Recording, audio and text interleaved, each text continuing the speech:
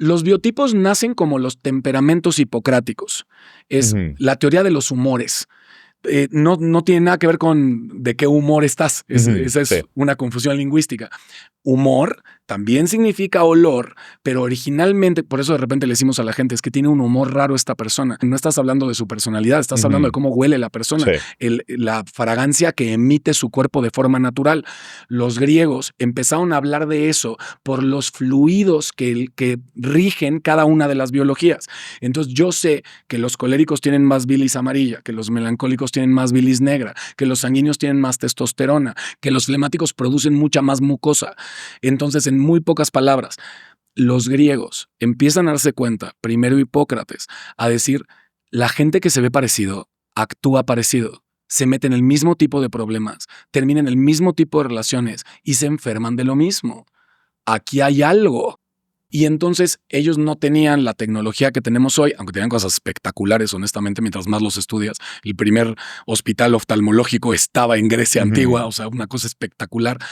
Pero a lo que voy es, se empiezan a dar cuenta de esto y al no tener toda la información médica, ni poder hacer los estudios de sangre, ni tener los CAT scans que tenemos ahora, etcétera, etcétera, lo único que pueden hacer es esperar a que la gente muera.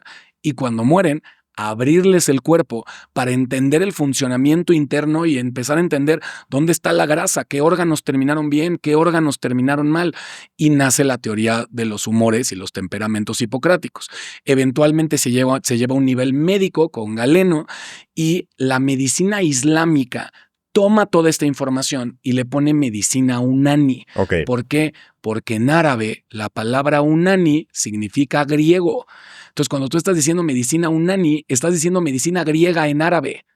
Pero fue tan largo el camino de cómo se convirtió hoy en la medicina tradicional que conocemos como unani tib, que como que se perdió la conexión con los griegos. Porque para cuando esta información llega a la India y a Pakistán, que es donde la siguen enseñando como una medicina tradicional, que se llama unani tib, T-I-B grande, B grande. No van a encontrar muchísima información de cómo se construye y cuáles son todas las características físicas de cada uno de los biotipos, porque estos son médicos. Lo que les importa es cómo se resuelven los problemas médicos de cada uno de estos temperamentos. Pero hasta la Biblioteca Nacional de Medicina en Estados Unidos tiene artículos de unani tib. O sea, esta es una medicina aceptada, tradicional, pero aceptada, y está dentro de las medicinas homeopáticas.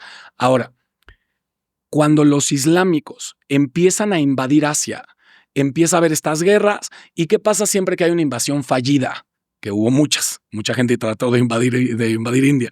Pero cada vez que hay una invasión fallida, lo que termina ocurriendo es que las culturas se mezclan, porque el ejército que perdió se retira, pero se quedan filósofos, pensadores, cocineros, gente que ya no regresa, comparten información. ¿Cómo curas tú esto? Yo lo curo así. Y entonces cuando se encuentra la medicina islámica con la medicina tradicional china y con Ayurveda, nace el unani tib moderno, que todavía hay muchos médicos que han estudiado unani tib. Ahora, son médicos tradicionales. Yo encuentro esta medicina, descubro que existen estas estructuras biológicas y me convierto en un obsesivo en entenderlas, con muchos maestros que me ayudaron mucho, honestamente, pero fue una construcción de años. Y empiezo a tratar de buscar más de las características físicas, a preguntarle de repente a expertos, ¿estás seguro que este tipo es sanguíneo? Sí. Estos 3 entonces son sanguíneos. Sí. Y entonces yo empiezo a recopilar muchísima de la información que no venía originalmente de largos de brazos, formas de cabeza, pómulos, que nunca me lo habían explicado, formas de mano, dedos, ciertas temperaturas que yo no había terminado de entender por qué hay algunos que el calor les hace tanto daño y otros que el calor solo les hace daño si es seco o si es húmedo. Exacto. Es empezar a entender este tipo de cosas y hasta tener que aventarme un clavado en medicina, que es algo que nunca me había interesado honestamente a mí. Sé mucho de columnas vertebrales porque soy legalmente discapacitado, pero después tuve que clavarme en metabolismo, sistema endocrino, riñones, hígado, muchísimas cosas que son diferencias fundamentales en cómo funcionan. Ahora, la confusión cultural que tenemos con los términos y la razón por la cual de repente me llega gente tanto en México como en Estados Unidos a decirme es que yo ya había estudiado los temperamentos, pero me lo habían explicado así. Exacto. Es porque cuando esta información de los griegos se fue a Asia, se convirtió en un conocimiento médico. En cambio, cuando esta información de los griegos se fue a Europa, se convirtió en un conocimiento psicológico. Y entonces empieza una confusión entre la biología de la gente y la psicología de la gente. Nace la psicología moderna. Pensamos que no hay ninguna consideración biológica en la gente. Todos los cuerpos son iguales y tú eres el conjunto de traumas y experiencias que fuiste formando a lo largo de tu infancia y eso es lo único que te determina. Lienzo en blanco. Correcto. Eres el famoso lienzo en blanco, eres tabula rasa y empezamos desde cero y todo lo que eres es por las experiencias que tuviste. Eso hace que entonces usen terminología biológica para determinar cosas psicológicas. Y entonces si actúas como colérico, te dicen colérico. Cuando en realidad eres muy probablemente un melancólico traumado, o un sanguíneo traumado, o un flemático traumado. Y lo que me he encontrado que es muy peligroso es que cuando tú le validas el comportamiento a alguien, cuando está teniendo un comportamiento traumático, le estás dando toda la gasolina del mundo a ese ego para que se siga peleando victimosamente con el mundo, porque le acabas de dar un comodín, un cheque en blanco, como para justificar su comportamiento el resto de la vida porque ellos simplemente son así. Tómala.